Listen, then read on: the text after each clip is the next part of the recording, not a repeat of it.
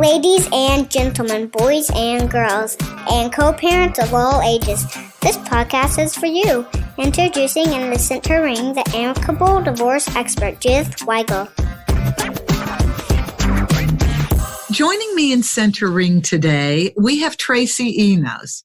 And Tracy is coming to us from Kansas City. Tracy is a gold mine here of information for those people in a divorce that have to get a job. So what happens in a divorce is you might have two people, one household, one income. In a divorce, you have two households, and you might have to have two incomes because whatever the settlement is, whatever child and spousal support come out to be, it simply may not be enough for the recipient. And so I thought when I saw Tracy and her background as a LinkedIn expert, I jumped on calling her because LinkedIn is just a wonderful space to market yourself, to redefine yourself. It's a professional networking organization, and I have achieved wonderful results through it. So, Tracy, first of all, thank you for joining us.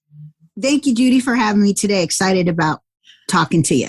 This is going to be a great conversation. But one little caveat, and we're going to save it for the second half. When Tracy and I were talking, getting to know one another, putting this episode together, I realized Tracy has a story about her own divorce. And in the best interest of sharing that information, like we do under what we call exit interviews, sharing a look back on the divorce process and what people did that they would suggest other people do and what they would have done differently. There's just so much that goes into it. And I think when Tracy shares her divorce story, it's going to be very impactful. So, two things on the agenda. Tracy, let's start with LinkedIn. First of all, what do you do with LinkedIn? How do you help people market themselves?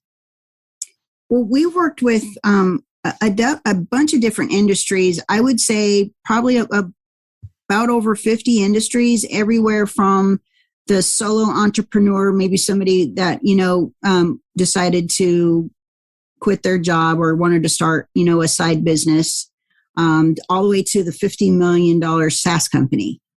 And so we've run the gamut. I have my favorites, but I fell into this industry in this career, quite by accident. And we'll probably talk about the timeline here in a little bit. But so we work with people and we really help them utilize all that LinkedIn has to offer. However, being a very different platform than, let's say Facebook, Twitter, Instagram, it has a lot more bells and whistles and can become overwhelming to a lot of folks. So either they'll get on there and go, okay, what's next, and just not do anything with it, or they'll get on there and they'll just dabble and they get frustrated with the results and then they'll quit, or they'll just go and we call lurkers.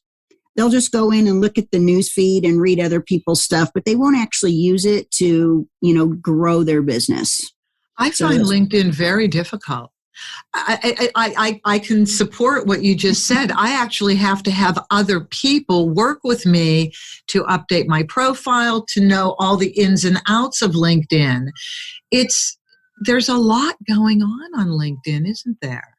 There is. And I'm going to tell you what, since the beginning of the pandemic, these are LinkedIn statistics, by the way, the first 60 days of the pandemic, they came out with a little newsletter that I received in my email, and they did a study. Their first 60 days of the lockdown, their platform increased 55% in engagement over all of 2019. So that tells me something. Business was disrupted by the lockdown. And so for those people that were on LinkedIn, all of a sudden the light bulb went on and went, you know what? Here's a platform that we hadn't been utilizing no time than the present. And they're probably kicking themselves in their rear that they hadn't taken advantage of it prior to the pandemic. Then you have people going, well, we're not on LinkedIn. Maybe we have a company page, but we're really not using it, or not even be on there at all. None of the company or the employees on there at all. And we decide, you know what? Now that our business has been disrupted, we have to figure out a way to still grow the business and keep our doors open. Let's start using LinkedIn. And so the dawn of LinkedIn, the growth of it over the last year and a half, 2 years has been phenomenal. Okay, so always looking out for myself sometimes. Is LinkedIn a public company? Should I have bought stock in LinkedIn like I should have bought stock in Zoom? I could kick myself. Yes, you should have, because LinkedIn is a public company, and in May of 2016, Microsoft bought them. Yep, for $26 billion.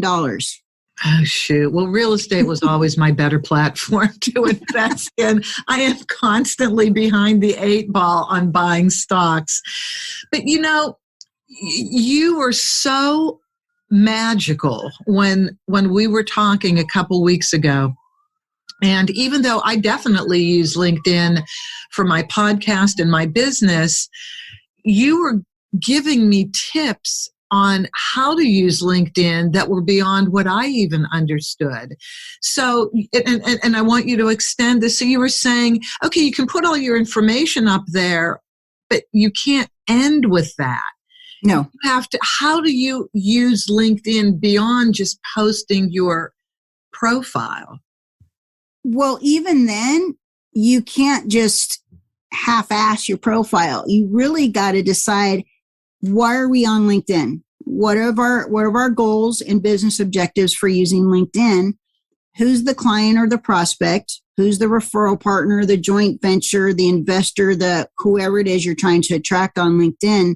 And sit down and do your foundation work, which would be applicable to any other marketing that you're going to do. So, define the demographics, what are their business titles? What industry are they in? Where are they located? And then we need to sit down and who do they follow as, influencers or people? They could be, range from, the average guy that, the Tesla, down to right. maybe the marketing guy who's really big on, TikTok, or not TikTok, Instagram, right. And define who that is. So you also need to figure out, look, what are their pain points? What are their desires? What keeps them up at 3:00 in the morning? So once you can define what the problems are, you are that solution to that problem. But at the end of the day, people are still approaching LinkedIn the same way they did back 18 years ago when LinkedIn first started, is they're just posting their resume, and that doesn't really tell anybody who you work with, right? So now LinkedIn has transformed into a kind of a different platform, and it's because of the members, not because LinkedIn changed it.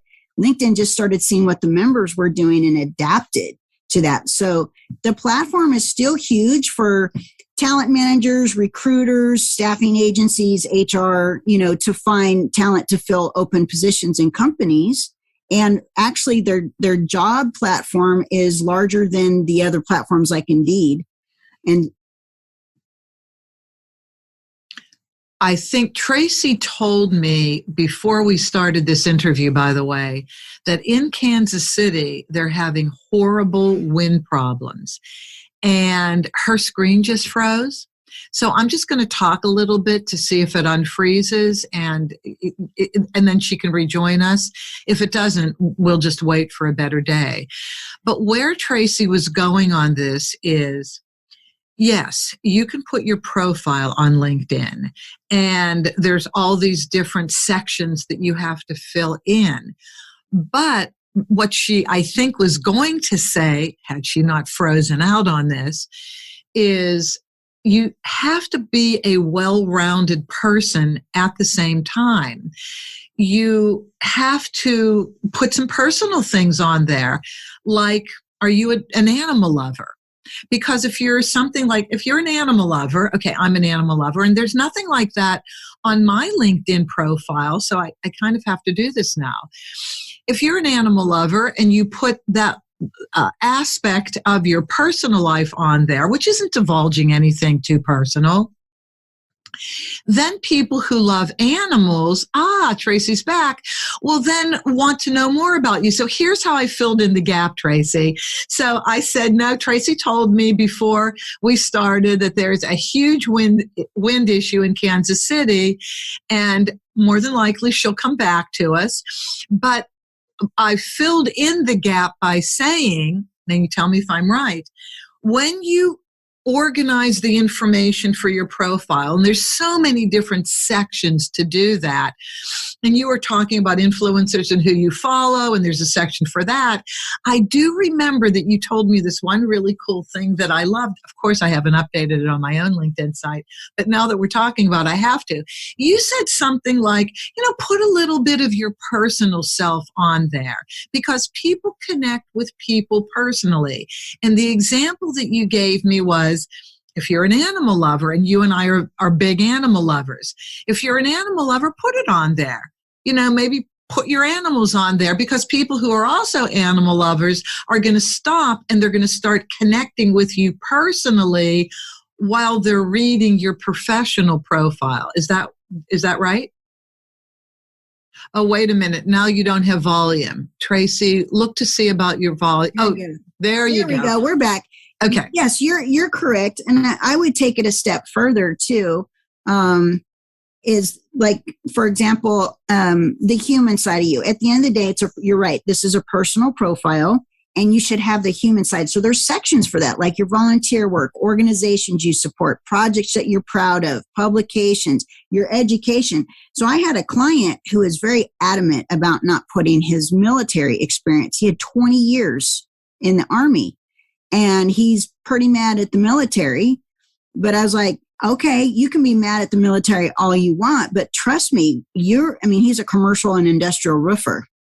I said, you're really going to connect with those business owners that have something in common with you. So if you don't have your military experience in there, and then they go through your profile, you might have lost opportunity because you just didn't have something, that likability. We call it DILY. Do I like you? Oh, right? I never heard that. And so I kind of swiped and deployed that from somebody else I heard it from. So, but not in the LinkedIn side of things. I just love that. I'm like, that's perfect for what I do. I steal from people all the time. I also say I'm stealing, but that's good. That's why I said swipe and deploy. But anyway, so case in point, I've gotten some clients because I have my military experience in there. I was on a podcast run earlier this year, and this fellow by the name of, his last name Zemar, so it's called the Zemar podcast. He only has guests on his show that have been in the military, period. So I would have never had that opportunity had I not had that information in there, regardless of whether I was angry at the military or not. And so it was a very compelling argument to my client to put that in there, because trust me, we know the guys that he works with, typically the business owners are male, especially if they have industrial or commercial, right? And they have that camaraderie right there. And if they have the military experience, that's just going to even, fortify that camaraderie even more, because now we have something in common. We have the same interest. I like you now. So that brings down that wall that makes it easier to have a conversation with somebody and get them in on the phone than if you didn't have it in there at all. That makes perfect sense, because in the old days, in my day, when I was young and looking for a job, you actually got to go in an interview. It wasn't just done by resume. You got to talk on the phone, then you went for the interview. And always we were taught, look around the office, see what pictures you see. Is this person a fisherman, a boating expert? You want to look for things that may connect you personally, because we just love doing business with people that we feel connected to. Exactly. And you would be surprised for, as long as LinkedIn's been around, people are still treating it like their black and white resume. And it's all about me. Like I said in my profile, is your profile like the Toby Keith song? I want to talk about me. Well, we are our favorite subjects. Well, everybody loves to talk about themselves, but there's a place to talk about yourself, and there's a place to really identify who that ideal prospect is, what you can do for them, how you do it, how you're different, and what results they can expect. Okay, now let's just say the profile is laid out beautifully with personal and business experience. What else do you do? How do we connect with other people on LinkedIn? Well, there's a lot of various ways that you can do that. And it also depends on what membership you're on. Are you on the free membership? Are you on the business premium? Or do you have the higher level sales navigator? So there's things that you can do with all of them, but you're limited when you're on the free because you have only so many page views per month. Nobody knows what that is. And it just depends on how active you are. A few years ago, I decided to see how long it took me to be suspended from any more on the platform. It took me 2 days. And then I had to upgrade because it'll give you the search, but it'll fuzz everything out and says, you have the opportunity to upgrade to business premium, or you can wait till it resets next month. And so I'm a power user. So 2 days. And this was March of 2014, I think this was. Now you can imagine. Now I've had Sales Navigator for years, and that's what I share with people. You must have Sales Navigator. If you're going to get serious about using LinkedIn, you must have Sales Navigator and get good at using it. Oh my gosh. You know what? You had mentioned that to me when we talked a couple weeks ago. And I have a coach that's working with me on doing a TEDx talk and doing corporate speaking. And he also has said, Judy, you must get Sales Navigator if you really, really, really want to branch out. So thank you.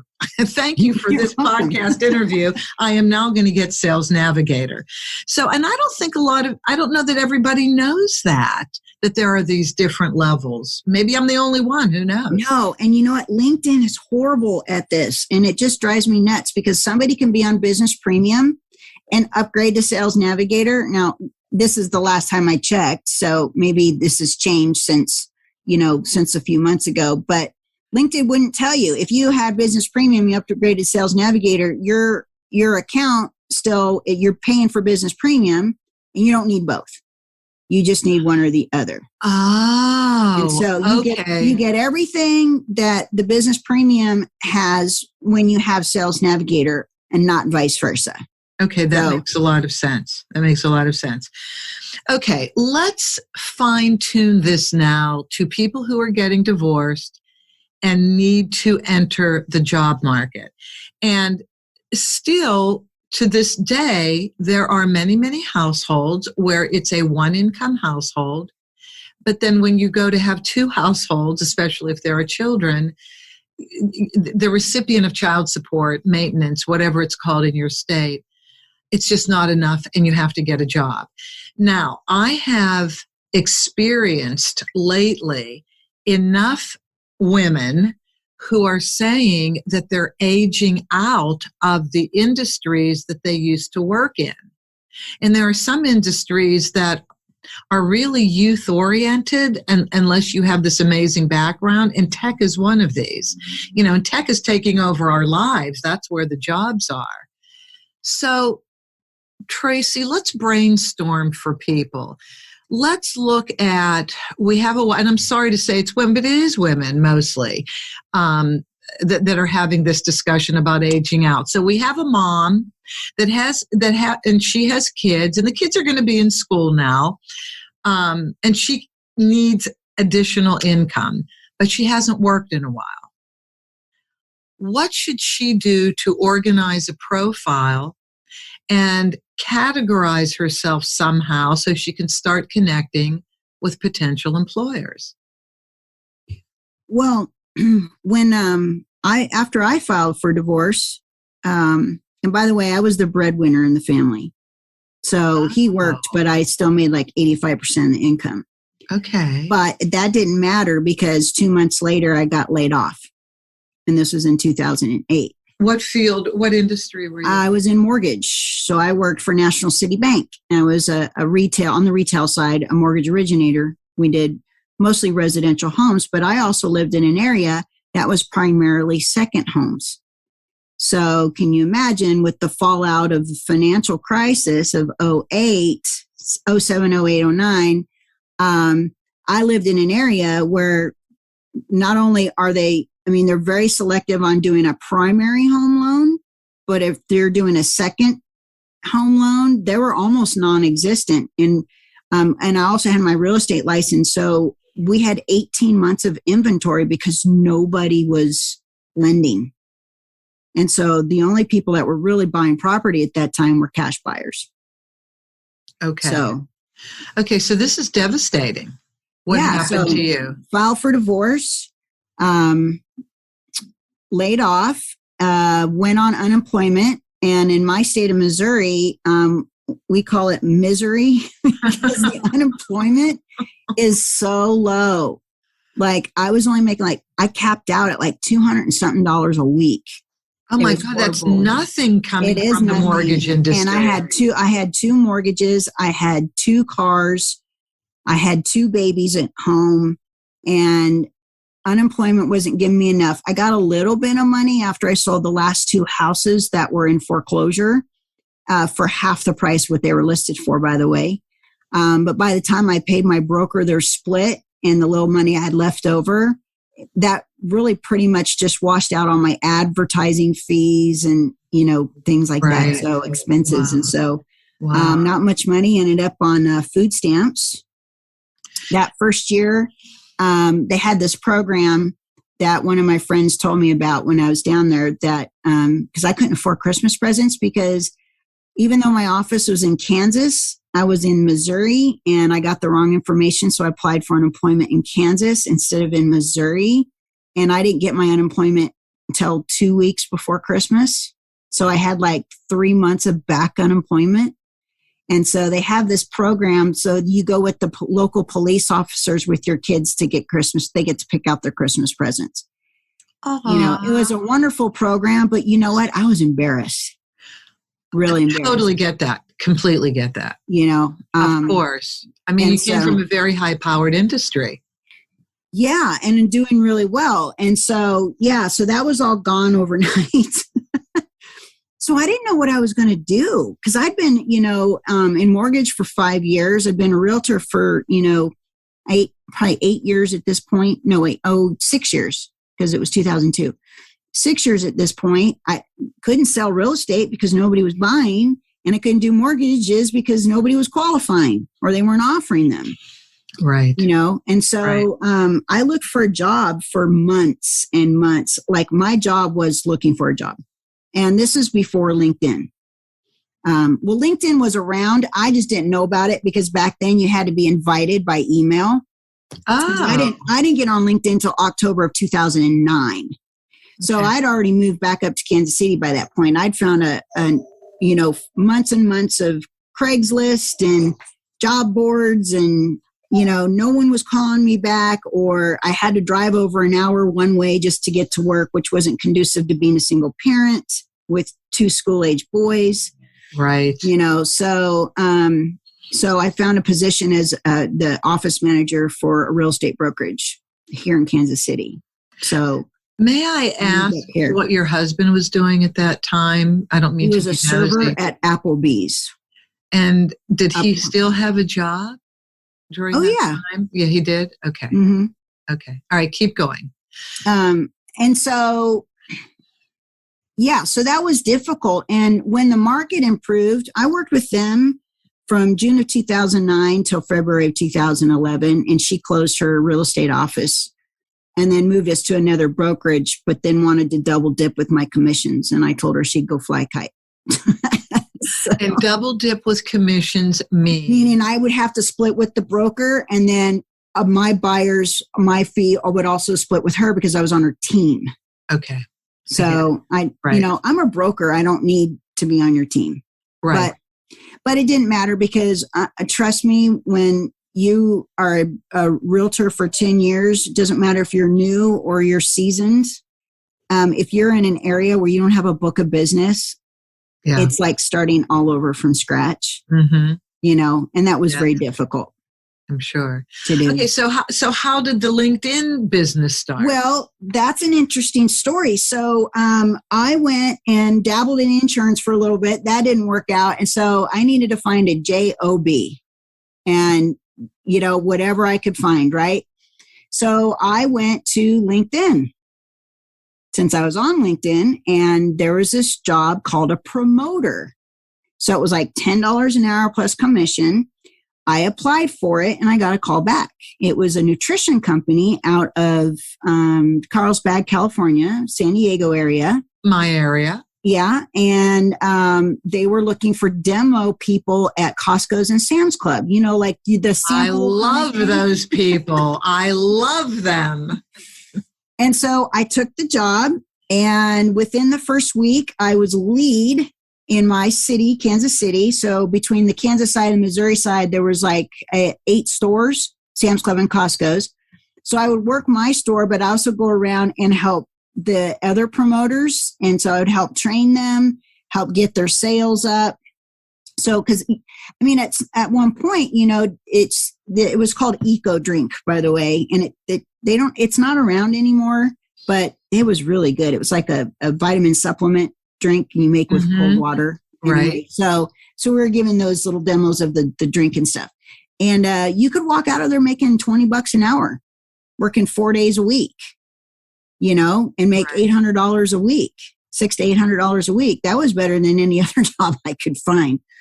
So anyway, so I was doing so well. The regional manager in my area came up and he goes, I've got too many states and too many stores. I need an assistant manager.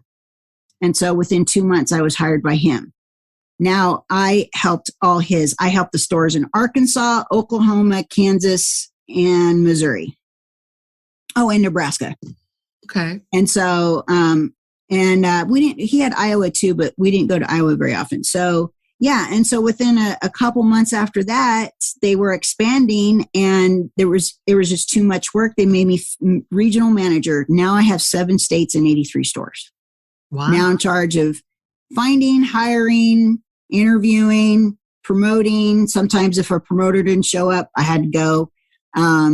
I would have to go and go to the stores and spy on the demo people to see if they were messing around or if they were actually trying to do their job and sell and things like that. So things were great. It was a 6-figure income because I got a salary plus commission. So I got commission off of the demo people. So it would behoove me to, get them to, help them make as many sales as they can because I would make a portion off of that. Well, they partnered with a pharmaceutical company that gave them some money and they blew through that millions of dollars in 3 months. And the pharmaceutical company says, we're going to pull out as your investment partners if you don't make some changes. And so they fired everybody out in the field. And I was one of those. Okay. So now twice in 4 years, I am without a job. Okay, so I want to freeze frame here for a second. So one of the morals of this story that I just wanted to say was, you took a job for $10 an hour, and you found the job on LinkedIn, right? I did. They posted their jobs on Craigslist and LinkedIn. Okay, so you took a job for $10 an hour, and all of a sudden, well, not all of a sudden, but the way you work, your work ethic, your skills and talents, and that you found yourself in a 6-figure income. Which right. I find interesting that something small can lead to something much bigger. Yes. Okay. So now you're second time out of work, moving forward here. But here's the thing. I knew that this was taking me away from my boys. And at the time I had a live-in boyfriend. So he was helping a lot when I was out on the road. And so, I've always had this entrepreneurial spirit. So even when I was with the real estate companies and I was office manager and stuff like that, I would, this is before internet became really popular, but I was like taking these courses. Like the first course I ever got was from, oh goodness, what's his name? Craig Proctor. I've heard that name. Yeah, big real estate course. So, and it talked about systems and marketing. And like, I was the first one in my town to put like the phone numbers on top of my real estate listings. And so I would capture those leads instead of them just calling like the real estate office. So that was Craig Proctor's system. And so I've always had this spirit and entrepreneurial spirit about systems. And so I was starting to work I belonged to some networking groups and stuff like that. And I was helping people with like Facebook was big at the time, like developing a business page. And then like setting up their social media, doing the graphics and things like that. But I was training or teaching people how to do it for free, because I was because kind of a side passion, I guess you could say. Yeah. And eventually I knew I wanted to do something because to me, this was not a sustainable long-term career, being away from my boys that much. Yes. Anyway, so my sister, Terry, was a graphic artist, and she was in advertising, worked for an advertising agency. And the summer prior, we had a family reunion, and I was showing her some of my work and stuff. And she's like, "You're doing great stuff." She goes, "Why aren't you charging for it?" I don't know, because I have a job. Yes. I guess you could say, right? Yes. So when I got laid off, I got a phone call from one of my family members that said, "Your sister's losing her short-term memory. She had brain cancer. Come see her while she remembers who you are in your conversation." So I flew out day after Christmas after I got laid off. And I sat down with her. We just did a one-on-one. I'm having my ginger beer. She's having her glass of wine. And we discussed this. And she goes, "You need to just start a marketing agency and start getting paid." She goes, "You're doing a great job. Now go get paid for it." And I listened to her. And so unofficially, I was already doing this in 2012, but officially I was doing this in 2013. And I'd taken like a $97 LinkedIn course in 2011. And, I updated my profile and put some keywords in there. I was like a lot of the folks still on there, like, "All right, I'm here now. What?" Yeah. So I started doing that, and I could not get clients in my own backyard. Like, I was dirt cheap too, And so I'm going to these network meetings and, chamber meetings and stuff like that. And I think it was just a bunch of broke people selling to broke people. So could be. Yes. I mean, I think it works for some industries. I just wasn't one of those. And anyway, so I turned to LinkedIn, and my very first LinkedIn client was this commercial roofer in Philadelphia. And then I started getting other clients. I got a digital marketing agency client in Houston. And then I started getting clients in Canada. And then eventually those clients turned around and said, "What are you doing? Because we want you to do it for us too. Teach us how to do it, or do it for us." And it all started with profile makeovers. And that was kind of our claim to fame. So that was our very first service, doing this while I'm still building WordPress websites, setting up my Google business, all their business directories, the videos, all the other stuff that comes with digital marketing, and never really concentrating on just one focus. It was like, I'll just do anything for anybody. I want clients, right? Yeah. And then I just loved the LinkedIn thing. It was great. And then that's how the business was born. Okay. So Tracy, though, when you got your first client from LinkedIn, did that person call you, or did you reach out to them? I reached out to them. How do you do that? Well, back then did they have Sales Navigator? I'm not sure. They might have had Sales Navigator, and if they did, it was brand new. It was just like a new tool or a new feature that had. I would just reach out to them directly and ask for a connection request. Okay. And because at this time I was looking for digital marketing agent, digital marketing services. So I was looking for certain industries that I know could pay me. A smart way to go about it. Yes. Instead of broke people selling to broke people. Right. And so, but even then I didn't focus on just one or two industries. I was just, company owners that make at least six figures with their services or more, per year, whatnot, or any one of his clients. One job for him was six figures. Nice. And all we did was we just started doing profile makeovers. And then sometimes these people, when their profiles were made over, guess what happened? Organically, they started getting connection requests, and they started getting people interested in their services because their profiles were optimized. I really love that, profile makeovers. I have to look at mine now. Okay, now we have a person who is going through a divorce, possibly the divorce is over, needs to get a job. Of course, they'll call you to help them set up their profile, but how should they start thinking about framing themselves, positioning their skills and talents? Because we all have them, just like you. It took your sister to tell you, wait a minute, you have these skills and talents in marketing. Why aren't you using those and selling those skills and talents? And so you were an example of us. Sometimes we miss what we have to offer that we can capitalize on. Let's just brainstorm. How should people start looking at themselves? I think, like I mentioned, I had this entrepreneurial spirit. So I was kind of the girl that always kind of the think outside the box kind of girl. So I'm looking for new ways to do things that would enhance what we were currently doing, regardless of whether I was in real estate or mortgage or whatever.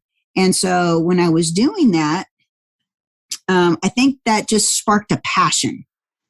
And, sometimes we have these gifts that we're probably not utilizing. Let's say, for example, you have a young lady or an older lady that's in IT, but is aged out.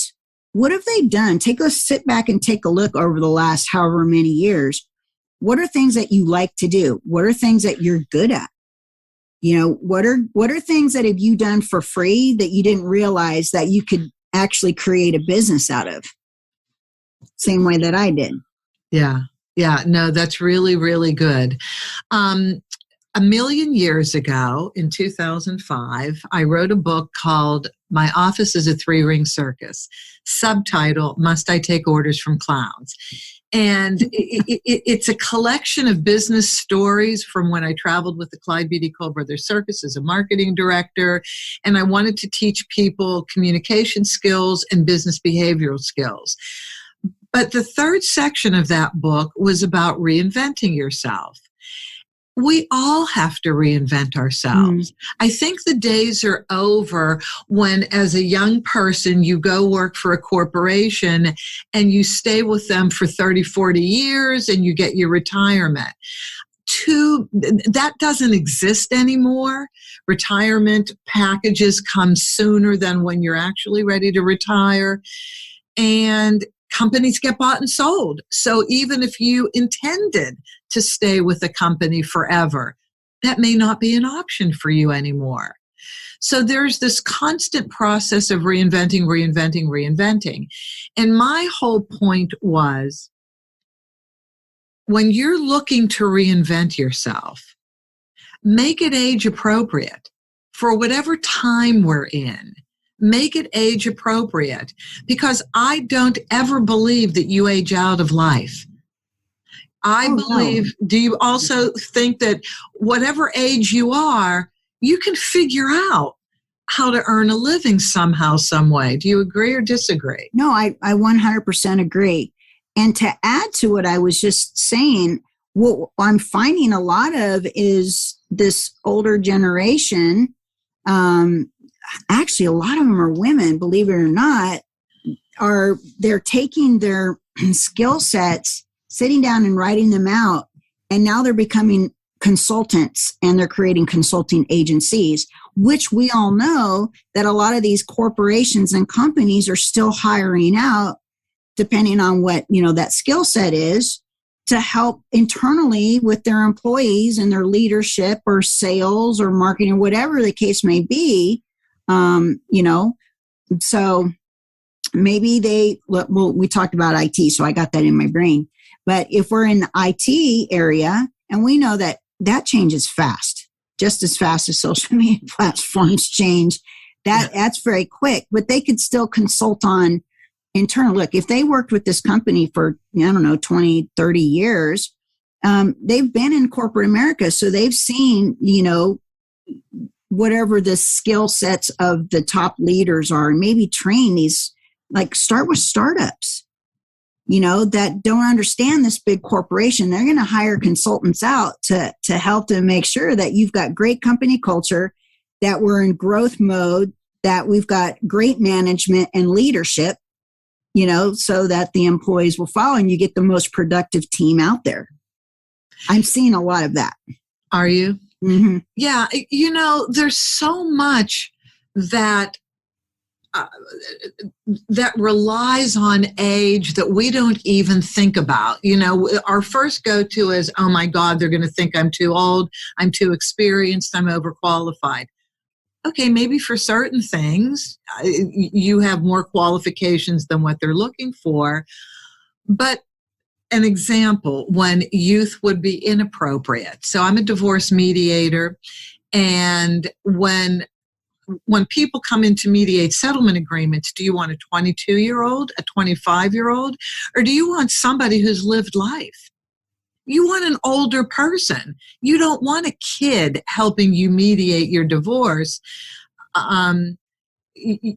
because they haven't lived enough yet. So just in my industry, yes, we have young mediators, but they're not in the field of divorce. Young mediators work with kids and show kids, it's called Kids in Conflict, and show kids how to communicate and build conflict resolution skills so that as they get older. Okay, so that's fine. It's youth talking to youth.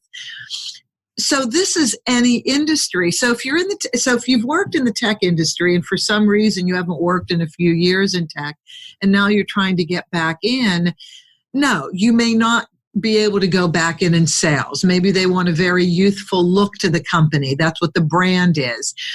But your point is taken exactly, that salespeople need sales training. Mm-hmm. And who better to sales train than somebody older than you that's been successful before they left the industry?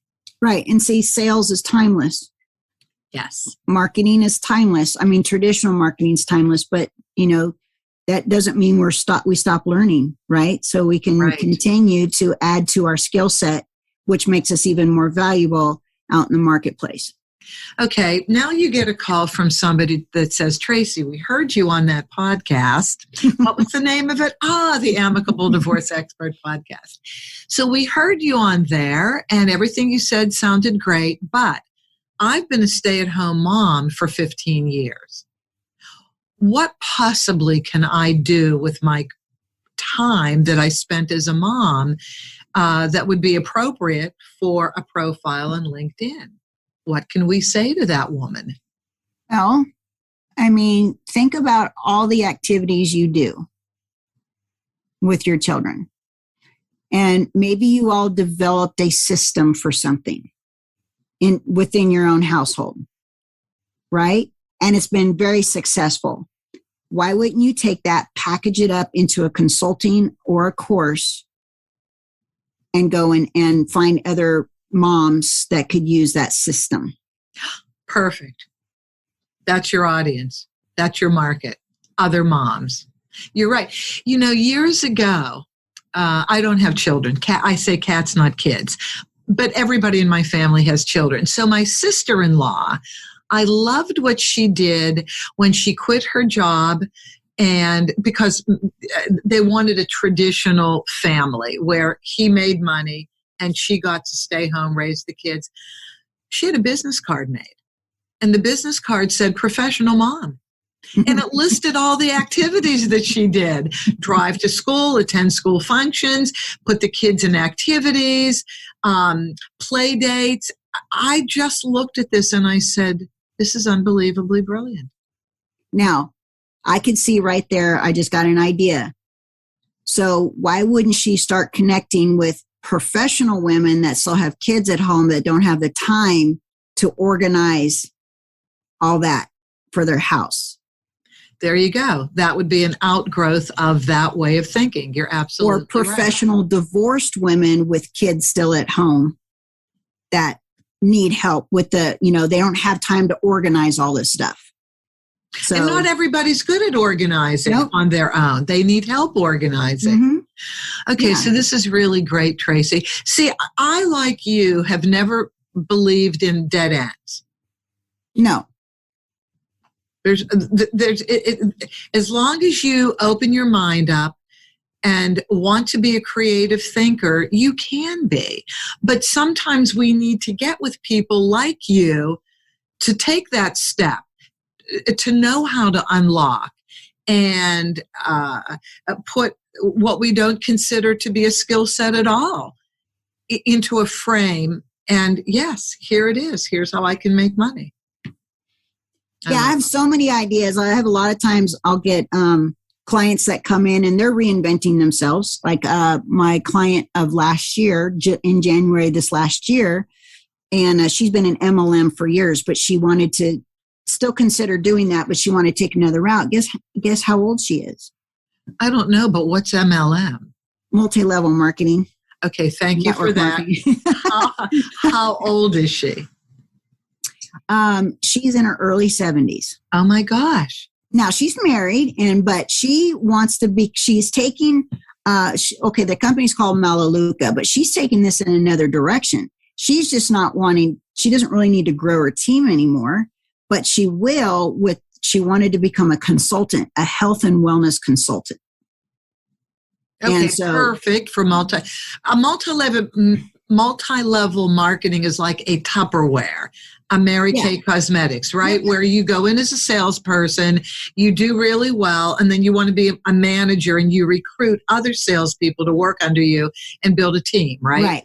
Okay. So the goal is to help other women, professional women, get the toxic products out of the home and replace them with non-toxic cleaning agents and things like that. How to improve their own health and it ultimately drives the product sales to the Melaleuca, but she's reinventing herself as the consultant now, the health and wellness and financial consultant. This is great. And if I think if a young lady is in her early 70s can do that, and that's inspiration for all of us. Absolutely. There is no question. And men listening to this applies to you too. We just took women because it's still more women that have to find work after not working than men. But still, men, your industries change and close too. So this is applicable. Tracy, in our last few minutes, can you please share with our audience a little bit about your divorce, what a couple of the struggles were, and if you were to look back, how would you have done anything differently for an easier, more amicable outcome, if possible? Well, I did not have an amicable divorce. Sorry about that. Unfortunately, in my situation, there was infidelity, and my husband at the time decided to have an affair with our 21-year-old babysitter. Oh, ouch. Arnold Schwarzenegger. I'm 16 years older than this woman. Anyway, ouch again, yes. So I call it such a Jerry Springer story. We're getting there. Anyway, you would think that this woman would step back, hopefully, and try and be a step parent. And he married her, by the way, a step parent, and not want to take over as the parent. That wasn't the case in my situation. She railroaded me for years with nasty emails, social media posts that were public. She started private messaging people on my Facebook page. I had to block her eventually. Nasty emails to coaches and teachers. And it was just horrible. Just called me all sorts of names. Told my children things that were untrue.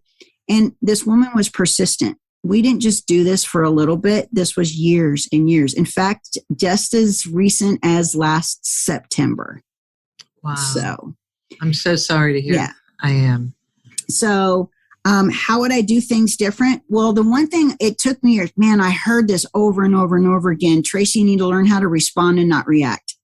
But I was so in the moment with this. I am not a mean person, and I would fire back with fire. And that's exactly what she wanted. That made her day. And I think what I would do differently is learn the skills on how to respond and ignore her instead of react. And when I say react, I don't mean just the nasty words, the comments to the kids, which was very wrong. I see how that damaged them now.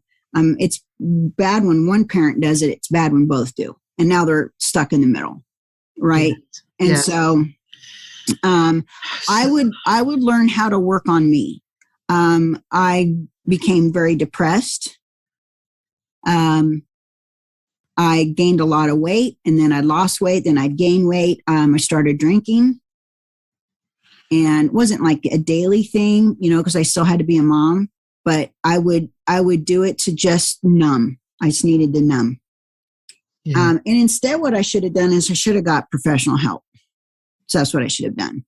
So I had somebody to talk to and get the skills to cope and learn how to respond.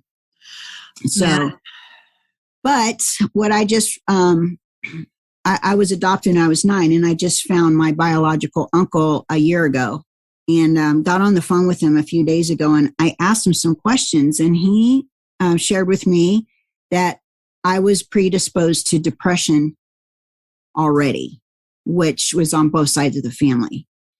So had I known this information, I could have gotten additional help and say, all right, I already know that I'm predisposed to depression, and I'm in a very stressful situation, which can lead to depression and all that kind of stuff.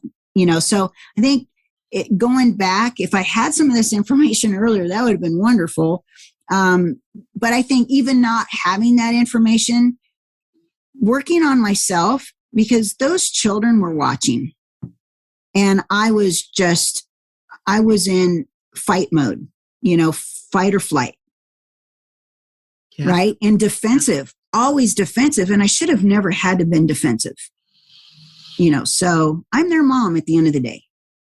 You absolutely are. And for all the biological moms that have to deal with step parents, even if it's in a good way, you'll always be mom, and they can like the step parent, but you're still their mom. And I don't really, even though I'm not a mom, I do have nieces and nephews, and I was a kid. So, right. I mean, we're just always connected. In fact, we're always connected, but the adoption thing. So what I have learned from other people who have been adopted is, if you were adopted by wonderful parents, and you really do appreciate that, finding your biological parent, and correct me if I don't understand this, is not going to detract from the love and appreciation you have from your step parents, is it? Oh, no. But I wasn't allowed to, because of the California state law. I wasn't allowed to go find them until I was 18.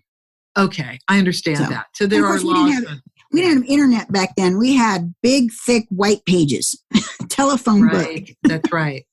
That's right. So with your particular situation, is your ex-husband still with this woman, yes, right? Because you just said recently something had happened.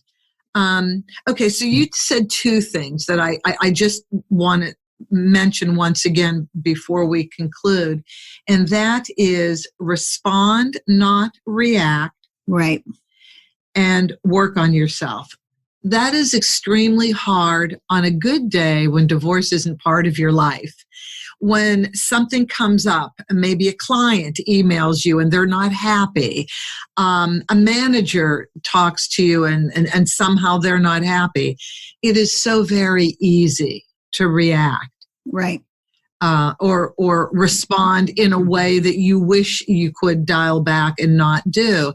It is so very hard to let silence take place between the message you're getting and when you respond. Isn't that the self-discipline, the control that takes, because you do go into fight or flight mode. You feel threatened. Right. Yeah. Well, and you're scared. And it doesn't help that I'm a hothead already. See, being a hothead is good because you have that drive to succeed, right? You're right. Channeled properly. But yeah, and we have all these people now that are out there teaching us how to communicate better and how not to respond immediately to those texts and those emails. And the digital age has really exacerbated this whole quick response thing that, I just texted you 3 seconds ago. Why didn't you text me back? Oh, I don't know. I have a life. I'm doing things. Right. But what we do is we stop. We're at work and we stop. Oh my God, I got the text, the email from the soon-to-be ex, and they're mad and I have to address it. No, you don't. Yeah, and see, I wish I had known or learned that early on. So I didn't have to respond to the email right away. But being that gotta, do it now, And then you're right. There are times I wish I sent that email and I'd go back a couple days later and I'd read it. I'd go, man, I could have reframed this a whole lot different and maybe wouldn't have got quite the reaction that I got. Right. Right. I know. Self-discipline in communication is extremely important, and then work on yourself. So in a divorce, we're wounded. We're emotionally wounded. For a variety of different reasons. Either we're in shock, we learn things about the marriage that now have put us in a different frame of mind. Maybe we're embarrassed that we're getting divorced. So many different things come into play. And I've interviewed enough divorce coaches and therapists to really appreciate what you just said, to work on yourself, because you're in a state that requires attention. You're in an emotional state, right? I agree. And you need to tend to yourself. Exercise is one thing, but another human being who you can talk to, who's a professional, that can listen to you and just let you talk, and then give you like the unvarnished reality check that you need so that you can go down the right path to get this done the best you can. Tracy, you turned your life around. Oh, I'm still working on me. But you turned your life around. You're happy. You're in charge of your life, and you're in a position where nobody can fire you. Exactly. And my income is based off of my efforts. So I don't have a boss breathing down my neck saying you've got these timelines and projects that have to be completed by this such and such time. So. I know when I need to work a little smarter instead of harder. Yeah. And then I know there's times when I'm slacking off. I'm like, whoops, we got to get back to doing this. So, yeah. So, no, this is great. I'm so happy that I met you. And for everybody listening, I want them to be able to get in touch with you, Tracy, because I think what you can do for people with people is marvelous. So I'll put this in the show notes, but how do people get in touch with you before we air this episode? Oh, sure. Oh, no, what am I talking about? They won't know until we air it. Okay, that's right. But still, how do they get in touch with you? Nice to thank you. They can reach me by email at Tracy@TracyEnos.com, and that's ENOS. Or they can find me on LinkedIn. That's my handle on LinkedIn. And last but not least, if you are in a situation that you need to reinvent yourself, or that maybe you're phasing out of work or whatnot, maybe divorce, or doesn't even have to be that, but maybe you're unhappy in your current job situation, go ahead and to the ultimateprofilechecklist.com and sign up for my free 30-point LinkedIn profile checklist. And then I'll also throw in the bonus 2018 best-selling book, LinkedIn Publishing the Profits, where the whole first chapter is all about developing your profile. And then the rest of it is a little out of date because LinkedIn, we all know, they make lots of changes all the time. Oh, how I hate that. Once you get used to one way, then you have to get used to another way. Right. Yeah. Well, that means I got to write another book. Thank you. Thank you. Thank you. Thank you. I found your information beneficial to me, as a matter of fact. So thank you for that, Tracy, very, very much. And thank you to everybody listening. I appreciate each and every one of you.